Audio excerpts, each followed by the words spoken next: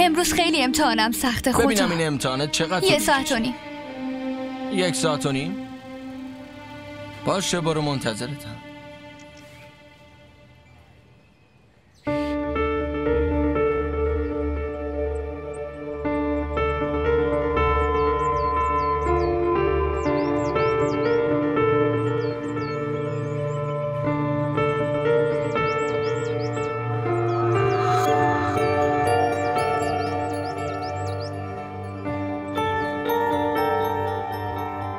میخوام از جام پاشم. ساکت شو، مگه دیوونه شدی؟ نگفتم از جا جم نمیخوری؟ دیگه صداتو نشنوم.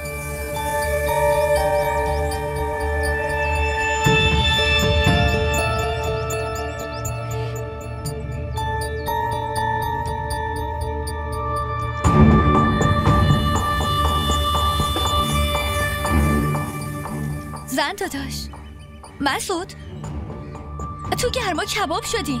عزیز دلم خوبی؟ از صبح اینجا نشستین؟ این بچه بیچاره رم اینجا نشوندین؟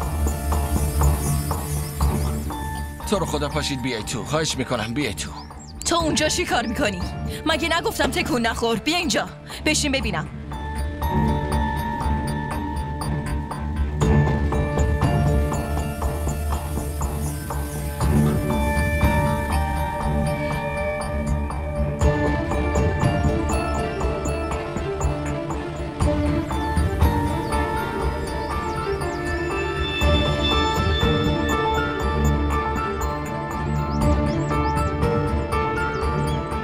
ای خدا،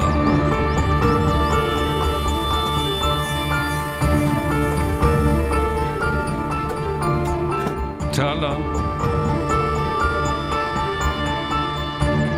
آدم اینقدر لجباز عصر شده، از صبح اینجا نشستی؟ بیا پسرم.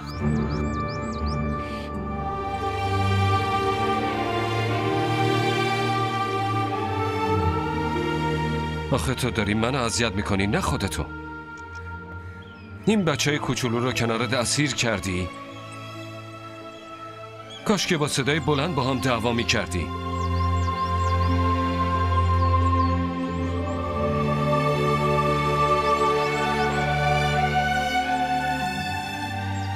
کاش واقعا الان میتونستی بری توی قلبم و بفهمی که الان چه حس بدی دارم و اینکه چقدر دارم به خودم فحش میدم.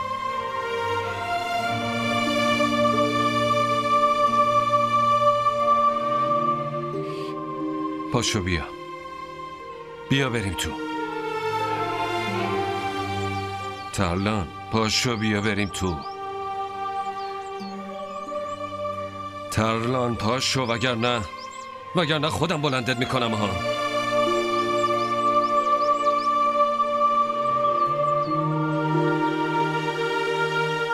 بریم پسرم، بریم تو.